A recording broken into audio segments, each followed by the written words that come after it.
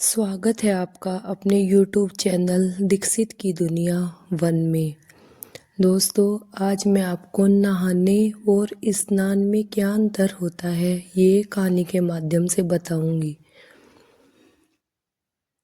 एक बार देवी सत्यभामा ने रुक्मणी जी से पूछा कि दीदी, क्या आपको मालूम है कि श्री कृष्ण जी बार बार द्रौपदी से मिलने क्यों जाते हैं? कोई अपनी बहन के घर बार बार मिलने थोड़े ना जाता है। मुझे तो लगता है कुछ गड़बड़ है। ऐसा क्या है जो बार बार श्री कृष्ण जी द्रौपदी से घर मिलने के लिए जाते हैं? तो देवी रुक्मणी ने कहा, बेकार की बातें मत करो बहन, भाई का पवित्र संबंध है।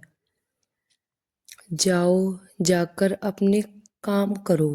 श्री कृष्ण समझ गए और कहीं जाने लगे तो देवी सत्यभामा ने पूछा, हे प्रभु, आप कहाँ जा रहे हैं? तब श्री कृष्ण जी ने कहा, मैं द्रौपदी के घर जा रहा हूँ।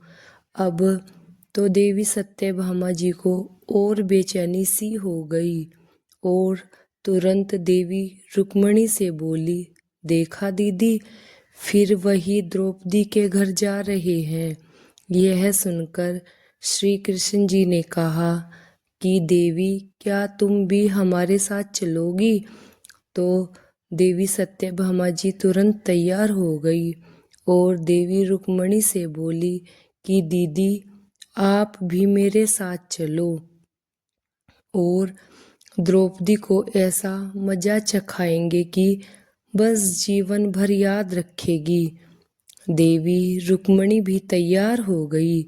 जब दोनों देवियां द्रौपदी के घर पहुंची तो देखा कि द्रौपदी अपने केस संवार रही थी।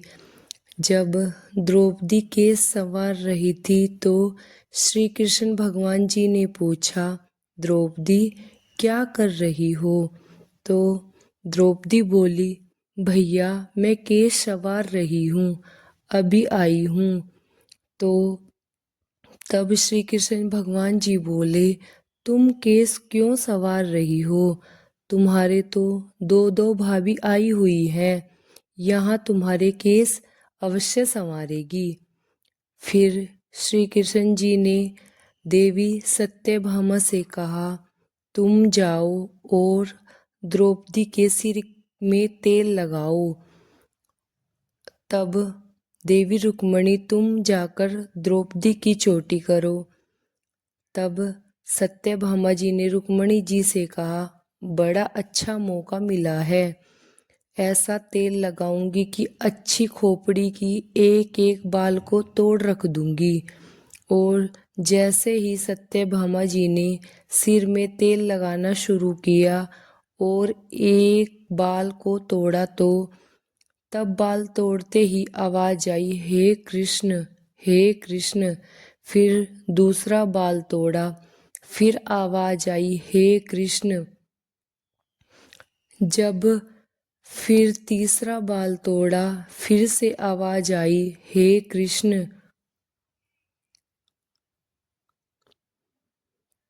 तब देवी सत्यभामा जी को समझ नहीं आया और देवी रुक्मणी से पूछा, दीदी, आखिर ऐसा क्या बात है?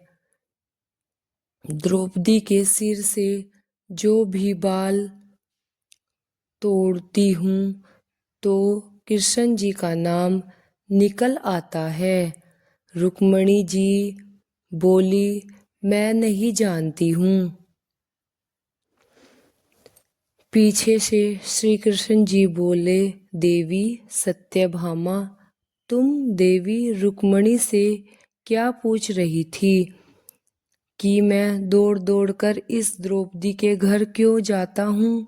क्योंकि पूरे भूमंडल पर, पूरी पृथ्वी पर कोई संत, कोई साधु, कोई सन्यासी और कोई साधक, कोई उपासक ऐसा नहीं हुआ जिसने एक दिन में 3.5 करोड़ बार मेरा नाम लिया हो। यह केवल ऐसी है जो एक दिन में 3.5 करोड़ बार मेरा नाम लेती है। वह प्रतिदिन स्नान करती है और हर बार स्नान के साथ मेरा नाम लेती है। इसलिए इसके हर रोम रोम में मैं ही हूँ और इसलिए मैं रोज इसके पास आता हूँ। इसे कहते हैं स्नान, जो देवी द्रौपदी प्रतिदिन किया करती थी। हम जो हर रोज साबुन, शैम्पू और तेल लगाकर अपने तन को स्वच्छ करते हैं, इसको केवल नहाना कहा जाता है। स्नान का मतलब है हमारे शरीर में 3.5 करोड़ रोम छिद्र हैं। जब नारायण से पूछा गया यह 3.5 करोड़ रोम छिद्र क्यों दिए गए हैं, तो तब नारायण ने कहा, जब मनुष्य 3.5 करोड़ बार भगवान जी का नाम लेता है, तब जीवन में एक बार उसका स्नान हो जाता है। इसे कहते हैं स्नान, जो केवल द्रौपदी जी ने ही किया है। जय श्री राधे कृष्ण जी की जय हो।